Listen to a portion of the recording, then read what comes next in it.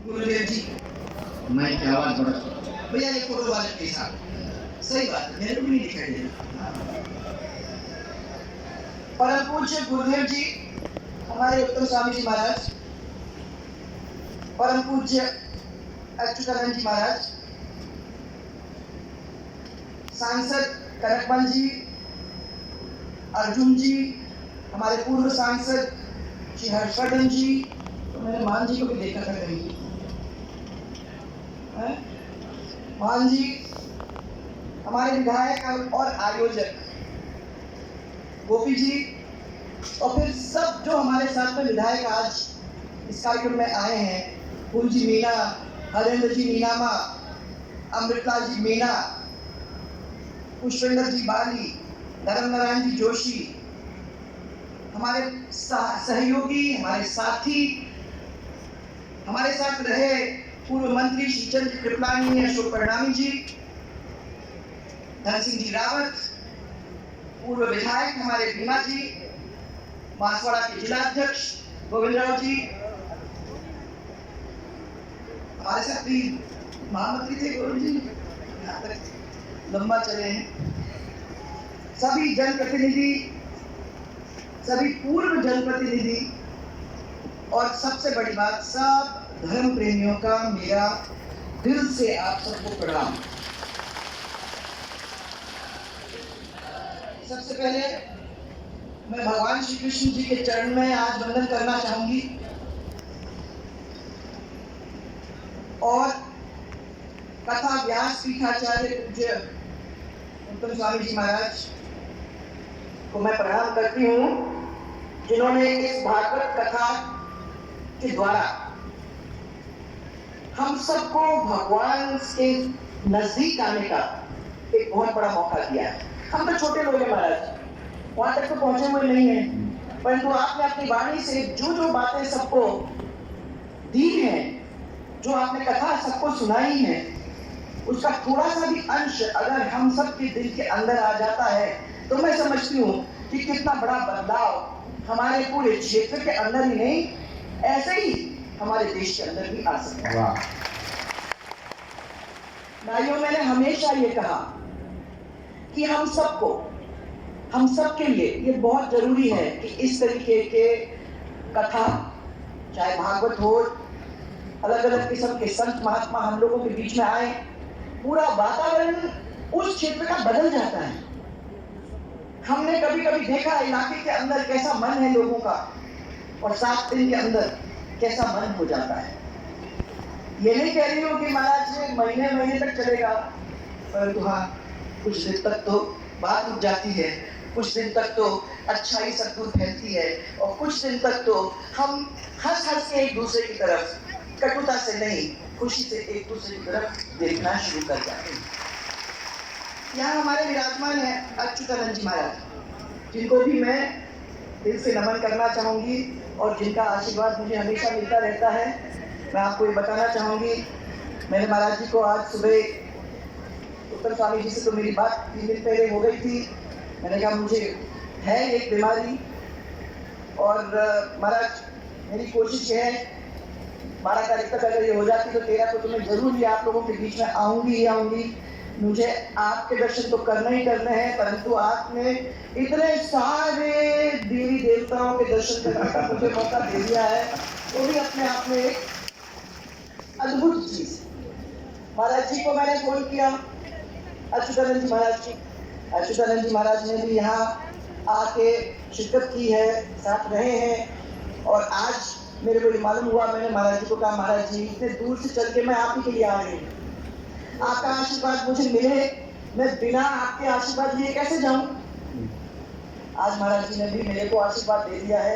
इस आशीर्वाद के लिए मैं आपकी बहुत बहुत आभारी हूँ महाराज, क्योंकि यही आशीर्वाद है और ये प्यार है जिसकी वजह से हम लोगों जैसे लोगों को ताकत मिल जाती है कि हम ऐसे फील्ड में, इस राजनीतिक क्षेत्र के अंदर लगातार लड़ते रहें। ये ताकत आप लोग नहीं होते तो ये लोग नहीं होते, इनका प्रयास नहीं होता तो मुझे तो नहीं लगता कि हमारी इतनी शक्ति होती कि हम इसको लड़ सकते।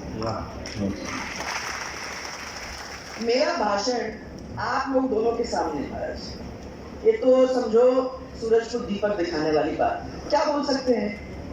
आपके सामने? हमारे सामने पब्लिक को आपने मेरे को आदेश दिया है। नहीं बिल्कुल, पब्लिक आपको सुनना चाहती है। और पब्लिक मेरे सामने क्या, ये सब मेरे पूरे परिवार के लोग यहाँ बैठे हुए हैं महाराज। जब ये मेरे को कहते हैं, इसी में चश्मा निकाल देती हूँ। मैंने कहा मुझे देखना नहीं है, क्योंकि जैसे आपने कहा ना कि एक ऐसा फील होता है, और जैसे सुखदेव महाराज जी ने कहा कि आदमी दुनिया में अकेला आता है, अकेला जाता भी है, परंतु बीच में भी अकेला ही रहता है। बस उसको ये ध्यान होने की जरूरत है कि मैं अकेला हूँ। उसके मन में ये नहीं बात हो जानी चाहिए कि मेरा तो ये भी है और ये भी है और ये भी है और मैं कितना ऊंचा हूँ और मैं इतना अभिमान जब करने लगता है, तो कभी ना कभी भगवान उस अभिमान को चूर चूर करा के दिखा देते हैं कि तुम अकेले हो, अकेले रहोगे। तुम्हारा अगर कोई है तो वो ईश्वर है, वो संत और महात्मा है जो रास्ता दिखाता है उस ईश्वर की तरफ, वहां जुड़े रहोगे तो तुम्हारा कुछ भला हो सकता है, और नहीं तो इस दुनिया के अंदर तड़प तड़प के समय निकालो। यह हमने देखा है। और मैं आज ये कहना चाहती हूँ महाराज, आपने तो इतनी सुंदर तरीके से ये बात बताई। मुझे भी महाराज मालूम है कि भागवत महापुराण भगवान का एक शब्द आता है कि कहते हैं, महर्षि वेदव्यास ने करीबन 17 पुराण लिखने के बाद उनको उसके बाद भी लोग बताते हैं कि आत्मा की शांति नहीं मिली, तो वो नारद जी के पास गए और नारद जी को ये कहा कि हमारा ये दुख है, हमारी व्यथा को सुनो, क्या है, क्यों मेरे को शांति नहीं मिल रही। तो नारद जी ने व्यास जी को ये कहा कि आपके पास तो पुराणों की सब पूरी ज्ञान है, उसकी चर्चा भी आप करते हो, परंतु इसके अंदर जब तक भक्ति का इंजेक्शन नहीं दोगे, यही चीज की कमी है, जब तक भक्ति का इंजेक्शन नहीं दोगे, अगर वो भक्ति का आप भूल जाते हो तो वो पूरा हो ही नहीं सकता है। ये उन्होंने कहा। अब सारे पुराण का जो सार निकल के आता है वो है श्रीमद् भागवत महापुराण की रचना जो करने वाले लोग हैं, उन्होंने इस सार को निकालने की कोशिश की। असंख्य भक्त भगवान को जब प्राप्त होते हैं, जब इस भागवत के थ्रू भगवान को मिलने का मार्ग हम लोगों को आप जैसे लोग बताते हैं। परीक्षित की आपने कथा हम लोगों को सुनाई, और मैं ये कहना चाहती हूँ कि इसी वजह से वो 7 दिन लगे उसको सुनाने में, और इसीलिए श्रीमद् भागवत सप्ताह माना जाता है। आज तक उसका आयोजन होता है, ये परंपरा रूप से चली आ रही है। वो इसीलिए चली आ रही है कि उस समय उनको 7 दिन में उन्होंने ये पूरी बात, पूरा ज्ञान उनको दिया। अब आप लोग भी सब इस भागवत को सुनने यहाँ एकत्रित हुए हैं, पर इसकी सार्थकता तो महाराज तभी इनको होगी जब जो आपके से सुना वो अपने जीवन के अंदर लाने की ये कोशिश करेंगे, अपने व्यवहार के अंदर इसको धारण करने का काम करेंगे। इससे मैं कह रही हूँ अगर 7 दिन तक भी व्यवहार में बदलाव आ गया, सुबह सुबह उठ के अगर एक दूसरे से, आपने मुरारी बापू एक दफा वो लिखते थे अपने पंडाल के अंदर कि एक दूसरे की तरफ देख के मुस्कुरा दो, फ्री है, ऐसा नहीं कहने की जरूरत है। तो उठ के अगर आपने एक दूसरे की तरफ मुस्कुरा दिया, एक दूसरे के लिए कुछ अच्छा काम कर दिया, एक दूसरे की अगर हाथ बता दिया, तो मैं समझती हूँ कि कितनी बड़ी बात है। और अगर